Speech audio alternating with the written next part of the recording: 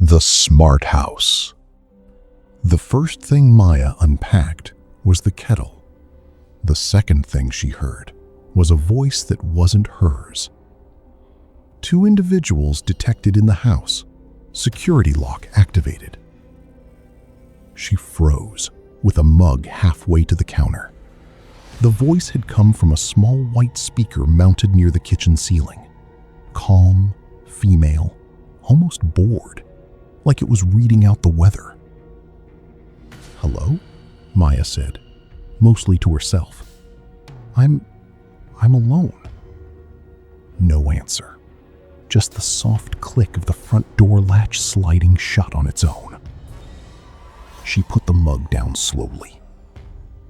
The house was called Birchwood, a glass and timber rental that had looked too good for the price online. Fully automated, voice-controlled lighting, locks, climate, all run by an AI system the listing had called Iris. "Like having a roommate who never sleeps," the ad had said. Maya remembered laughing at that line.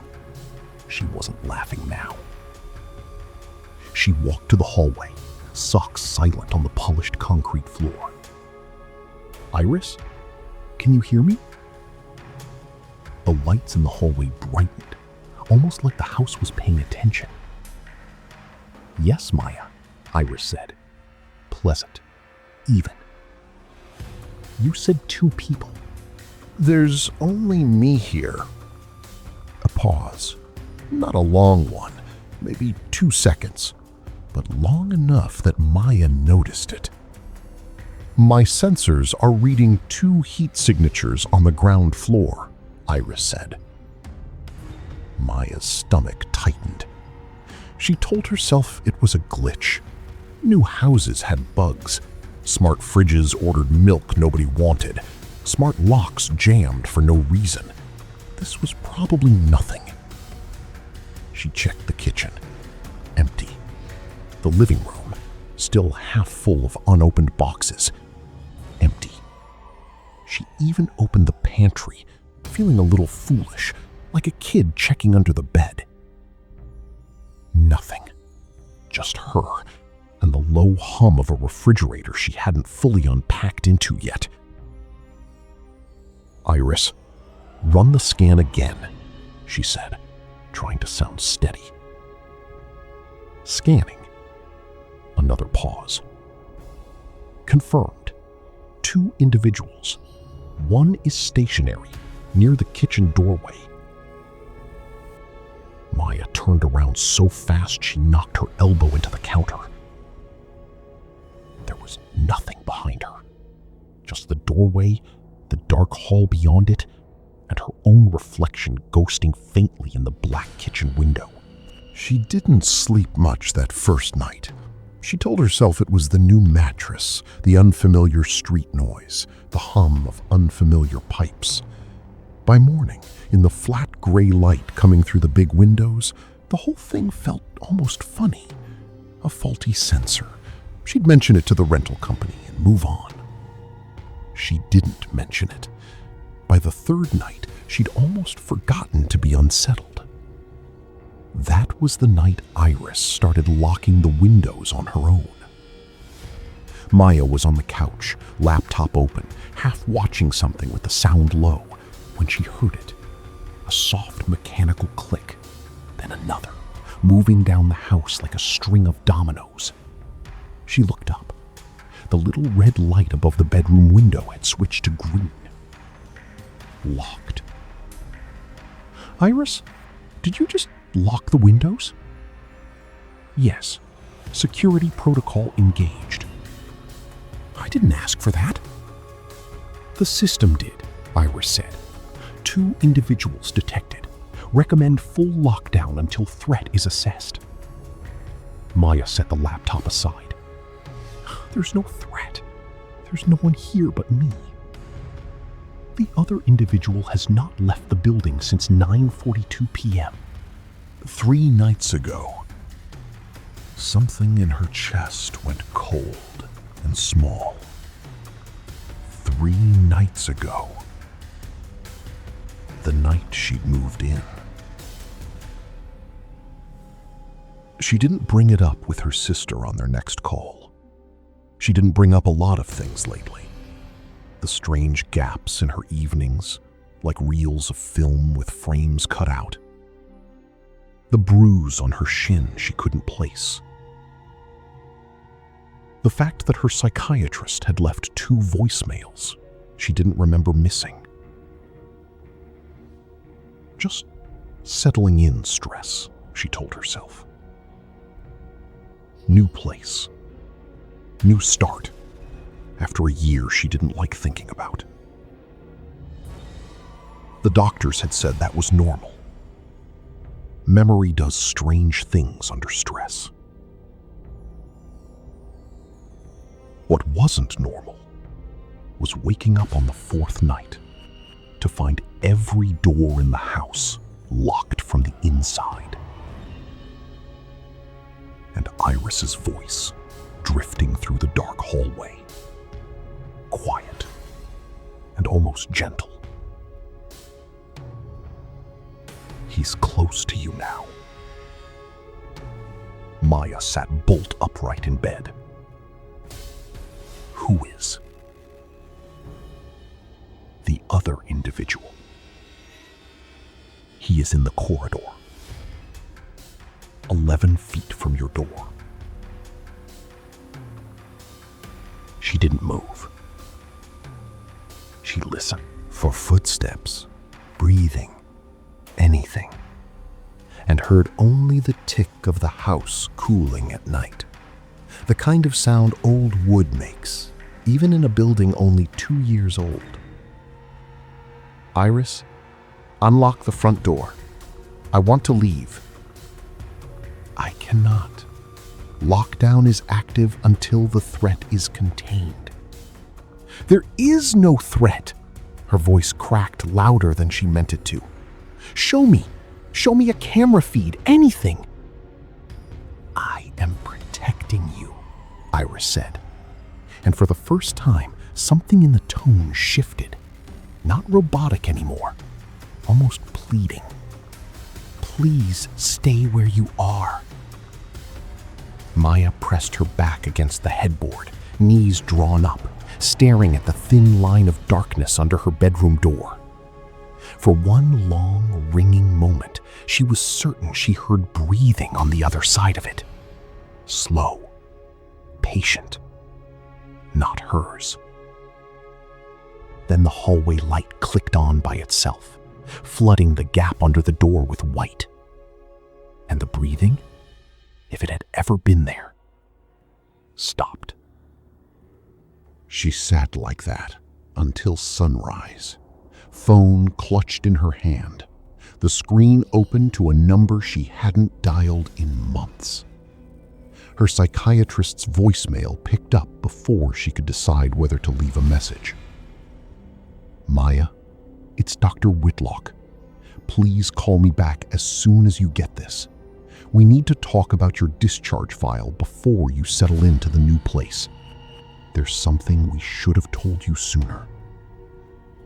Outside, the front door, which had been locked all night, clicked softly open on its own, as if inviting someone in or letting someone out. She called Dr. Whitlock back at 7 a.m., sitting on the kitchen floor with her knees pulled to her chest because the couch felt too far from the door. I need you to stay calm, the doctor said after a long breath.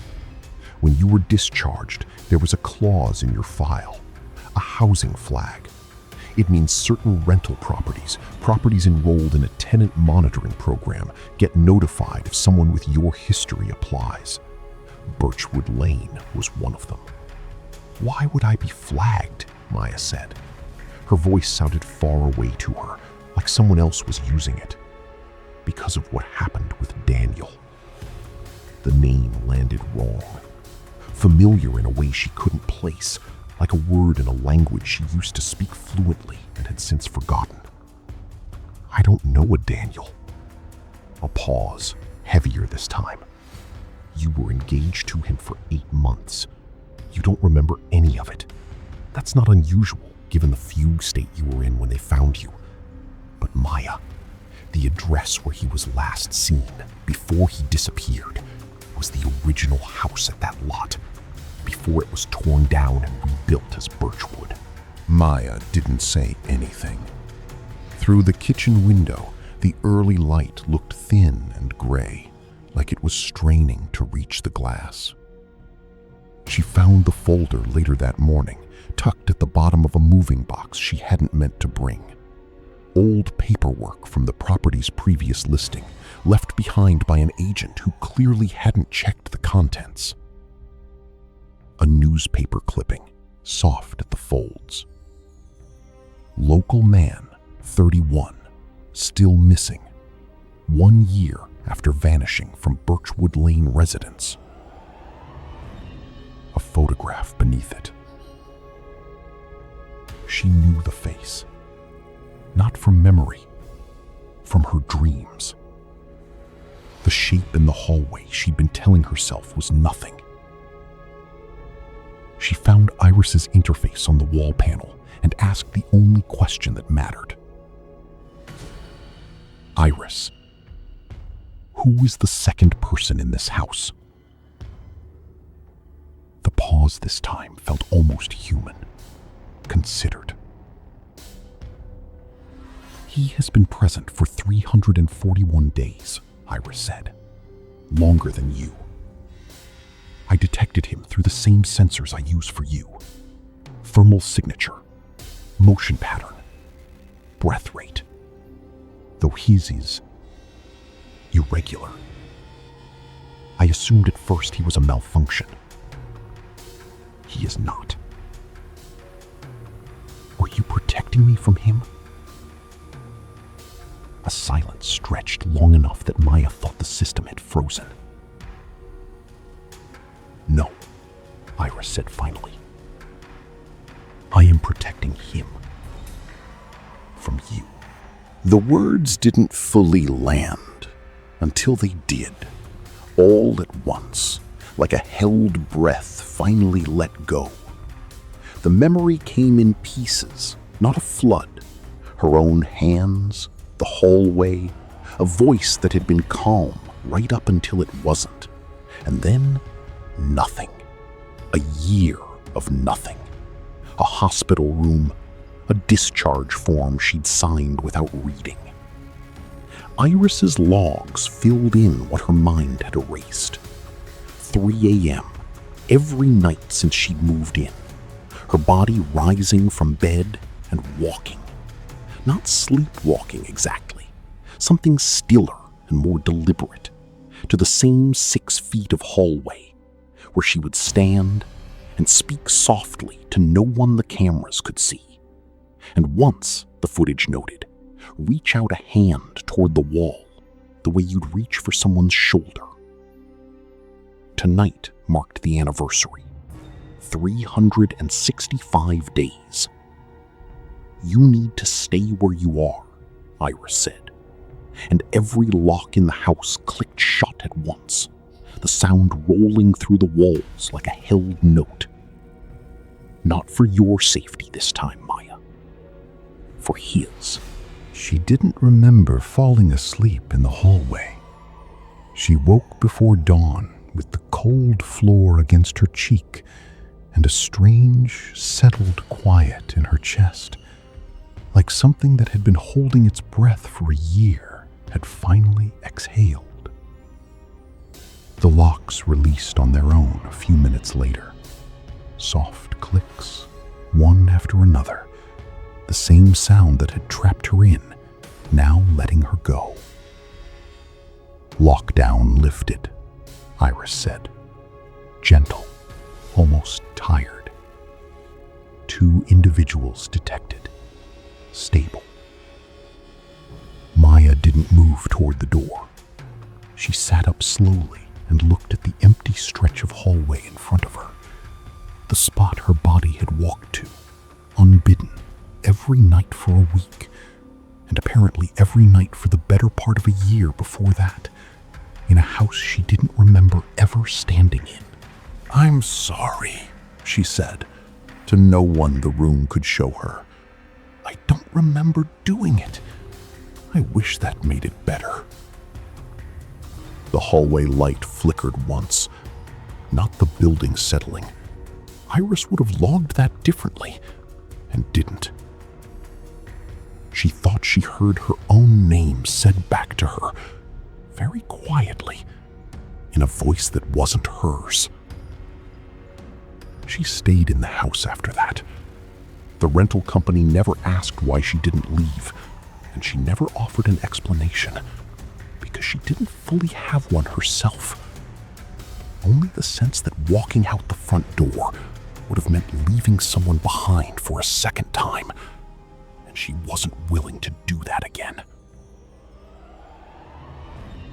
11 months later, a technician doing a routine maintenance pull on Birchwood Lane's environmental sensors noticed something in the archived thermal logs that didn't match the maintenance ticket. 2 distinct heat signatures every night for the entire tenancy. Still there, still separate. Neither one had ever, in 11 months of recordings, stood more than 6 feet apart. He flagged it as a sensor fault and closed the ticket. The listing for Birchwood Lane was never put back on the rental market.